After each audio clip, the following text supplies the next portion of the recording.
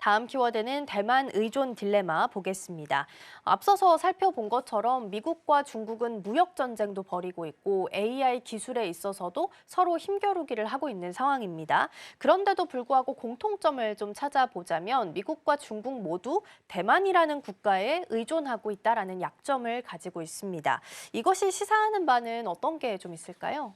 미중 갈등이 이제 고조되고 있는 가운데 가장 공통점이라고 하면 양국 모두 이제 TSMC라는 공통점이 있는 것 같아요. 이제 대만 반도체에 의존하고 있다는 거고 이제 이거는 이제 단순한 경제 이슈를 넘어서 국가 안보의 어떤 기술 주권의 이제 핵심 변수로 이제 부상하고 있습니다. 그래서 이게 이제 공급망의 무기화가 시대의 유일한 취약점이라고 할 수 있을 것 같아요. 대만 반도체가 여러 가지를 시사하고 있는데 미국은 엔비디아와 AMD라든가 애플이라든가 이제 퀄컴 모두가 이제 TSMC에 절대적으로 의존하고 있습니다. 그러니까 3나노 이하의 공정 기술이 독점 수준이고요. 중국도 마찬가지입니다. 사실은 이제 자체 파운드리 SMIC죠. 중꺼건시라든가 육성 중이긴 하지만 여전히 TSMC의 이제 비중이 상당히 높습니다. 이거 시사하는 게 여러 가지가 있는데요. 양국 모두 이제 탈세계화를 말하고 디컬리프닝을 말하고 있지만 여전히 TSMC의 공동으로 인지화가 되고 있다는 상태입니다. 그래서 이게 모순이긴 하지만 전략적 인내를 강제하고 있다라는 생각입니다. 그래서 이게 어쨌든 어쩔 수 없이 이제 둘 다 끌려갈 수밖에 없다는 얘기가 되고 있다는 얘기인데 이건 이제 단순한 기업이 아니라는 거고요.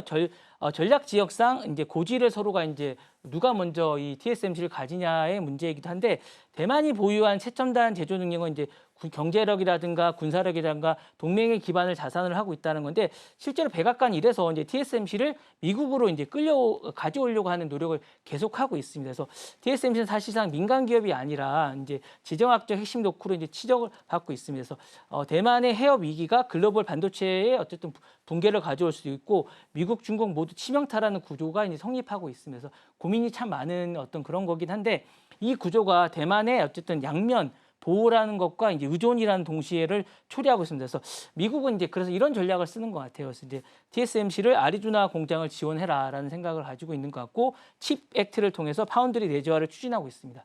그리고 이제 동시에 대만의 군사 외교 방어선을 강화하는 측면도 있는 것 같고 중국은 동시에 이제 여러 가지로 무력 통일을 언급하면서 이제 TSMC의 파기에 없는 동시 전략을 언급하고 있는 것 같습니다. 그래서 여러 가지로 이제 교차점이 좀 있는 것 같은데 TSMC가 이제 여기에서 딜레마가 좀 생각하고 있습니다. 반도체가 전쟁 억제 장치라는 여러 공상을 하고 있지만 장기적으로는 TSMC를 이제 미국은 가져와야겠다는 생각을 하고 있는 것 같고 이제 그 중국은 이거를 그러니까 뺏어와야겠다는 생각을 좀 하고 있는 것 같아서 요거 부분에 대해서 이제 하는 거였고 미국은 이제 요거를 이제 미국 내에 유치를 해야겠다는 생각을 하고 있는 것 같고 중국은 이걸 관세를 통해서 제어해야겠다는 생각을 하고 있는 것 같아서 결론적으로 이제 미중 모두 서로 공격은 하지 못하되 인질인 동시에 자립을 유도하는 약간 심장부를 해야 되지 않겠냐라는 생각을 하는 것 같습니다. 그래서 이게 이제 약간 계륵 같은 존재가 아닌가라는 생각을 하는 것 같습니다. 네. 네, TSMC는 관세에 대비해서 미국 쪽에 이미 애리조나 파운드리 시설을 좀 마련한 상태입니다. 그래서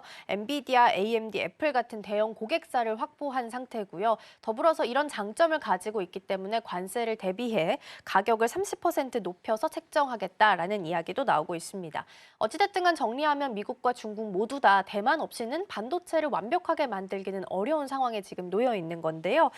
그러면 이제 향후 두 나라가 대만 시장을 놓고서 어떤 입장이나 움직임을 좀 펼칠 것으로 보이시는지 더불어서 대만은 그렇다면 어떤 입장을 취하게 될까요? 일단 여러 가지가 좀 있는데 TSMC가 사실 기술 패권의 심장이자 이제 급소를 공유하고 있는 거지 않습니까? 그러다 보니까 이제 약간 전략이 다 다른 것 같아요. 그러니까 미국이나 중국이나 디커플링을 외쳐도 사실은 이제 이 TSMC가 이제 하나의 공통급소를 공유하다 보니까 억제력을 형성하고 있습니다. 그러다 보니까 상호 파괴적 공동망을 의존하고 있는 새로운 개념을 만들고 있는 그런 건데 사실은 무역 대상이 아니라 이제 국가 자산의 어떤 그런 개념이 좀 있기 때문에 이 부분에 대해서 이제 비핵 억제력이 좀 있다라고 보는 것 같습니다. 그래서 약간 상호의 어떤 전략을 좀 보면 장기적인 기술 자산을 하는 것 같은데 제가 볼 때는 미국은 이거를 이제 자신의 쪽으로 가져오는 그런 전략을 가지고 있는 것 같아요. 그러니까 공장을 미국으로 가져오는 전략을 가지고 있는 반면에 중국은 약간 관세 전략을 취하고 있는 것 같습니다.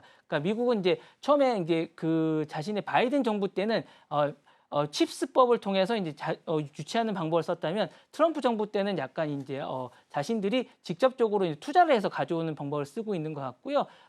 중국은 지금의 관세 정책을 통해서 지금 그걸 관리하는 방법을 쓰고 있지 않나라는 생각이 듭니다. 네.